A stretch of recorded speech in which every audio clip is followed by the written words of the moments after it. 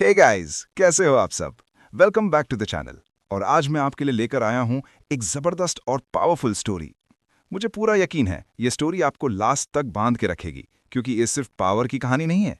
ये कहानी है जंग, किस्मत और रीबर्थ की। इस स्टोरी में दिखाया जाता है कि ह्यूमन रेस के सबसे पावरफुल लोग, सेवन सेजेस, अपनी ब्लड लाइन्स को कंबाइन करके एक ऐसी होली पिल बनाते हैं जो एक नॉर्मल इंसान को भी गॉड लेवल वॉरियर बना सकती है।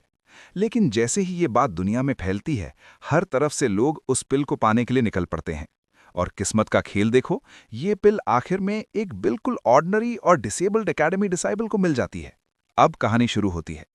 नरेटर हमें बताता है कि जाओ कॉन्टिनेंट पर पहले सिर्फ ह्यूमंस का राज था, लेकिन वक्त के साथ साथ ह्यूमंस कमजोर होते गए।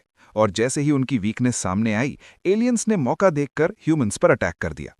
इस तरह ह्यूमंस और एलियंस के दरमियान एक भयानक जंग शुरू हो गई, जो पूरे 100 साल तक चलती रही। इस जंग में ह्यूमंस हार रहे थे। तब सेवन सेजेस ने अपनी ब्लड लाइन्स को कंबाइन करके एक सुपर होली पिल बनाई और उसे एक एंशिएंट सेंट को दे दिया। लेकिन ये बात नॉर्थ सी डीमन क्लैन के डीमन लॉर्ड तक भी पहुंच गई। वो एंशिएंट लैंड पर आता है और सेंट से कहता है, ये पिल मुझे दे दो, वरना मैं इस पूरी लैंड को डिस्ट्रॉय कर दूंगा। सेंट उसे रोकने की कोशिश करता है, लेकिन डीमन लॉर्ड एक पावरफुल ड्रैगन समन कर देता है।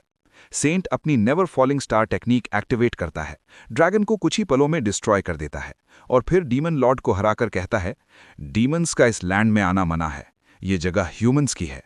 डीमन लॉर्ड जाते जाते धमकी देता है, मैं जा रहा हूं, लेकिन 3 साल बाद वापस आऊंगा। सेंट खुद भी बहुत बुरी तरह से इंजर्ड हो चुका होता है। उसे एहसास होता है कि वो ज्यादा दिन जिंदा नहीं रहेगा, और जब डीमन लॉर्ड वापस आएगा तो ह्यूमन रेस का एंड हो सकता है। इसलिए वो उस होली पिल को आसमान से ह्यूमन रेल्म में फेंक देता है और अपने गॉड से दुआ करता है कि ये पिल किसी ऐसी इंसान को मिले जो पूरी ह्यूमन रेस को बचा सके। और यहीं से कहानी का असल हीरो सामने आता है। हमें एक डिसेबल्ड एकेडमी डिसाइपल दिखाया जाता है, जिसका नाम है फेंग। वो सफाई कर रहा होता है जब आसमान से वो पिल सीधा उसके पास गिरती है। भूख से परेशान फेंग सोचता है, स्मेल तो अच्छी है, शायद खा सकता हूं। और अगले ही पल वो पिल खुद ही उसके मुंह में चली जाती है। जैसे ही फेंग उस पिल को निगलता है, उसकी बॉडी में भयानक पेन शुरू हो जाता है। उसकी आंखों का रंग बदलने लगता है, बॉडी से आग और पावर निकलने लगती है। पूरा एरिया का माहौल हिल जाता है। एक डिसेबल्ड लड़का अपनी नई जिंदगी की तरफ बढ़ चुका होता है। तो गाइज, आज के एपिसोड का ये पार्ट यहीं पर खत्म होता है।